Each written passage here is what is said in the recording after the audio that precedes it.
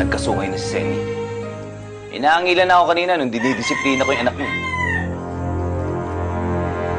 Problema nga yan. Dapat maaga pa lang pinuputulan ng sungay yan.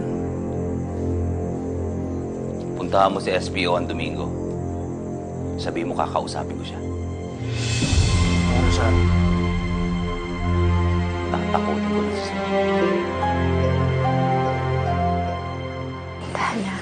Tahan na anak.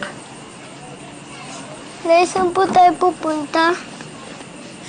Pag umalis tayo.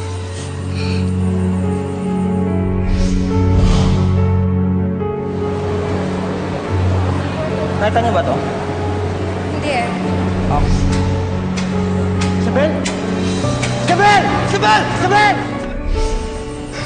Doon tayo pupunta sa lugar na walang mananakit sa'yo. Sa walang nakakakilala sa atin.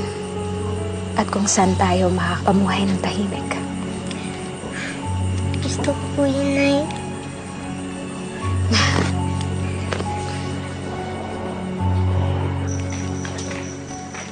Senny!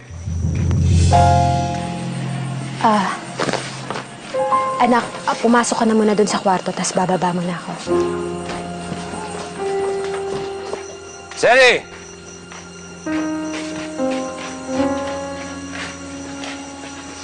Kinabantayan ko si Maya. Anong kailangan mo? May ipapakilala ko sa'yo. Budong! Budong! Kap!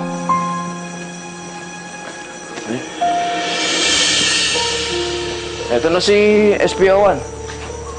Magandang gabi, Kapitan. Ano ho bang kailangan niyo at ipinatawag niyo ako? Ano daw kailangan mo?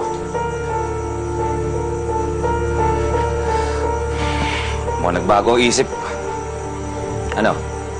Sige. Atid mo na si SP1. Sige ho, Kap. Kung sakali may kailangan ho kayo, patawag niyo lang ako. Paano, Kap? Samahan ko na.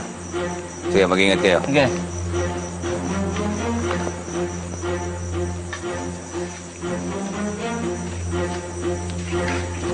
Baka nakakalimutan mo kung paano ka napadpad dito.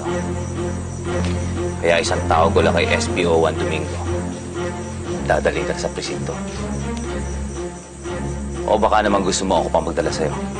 Halika. Halika.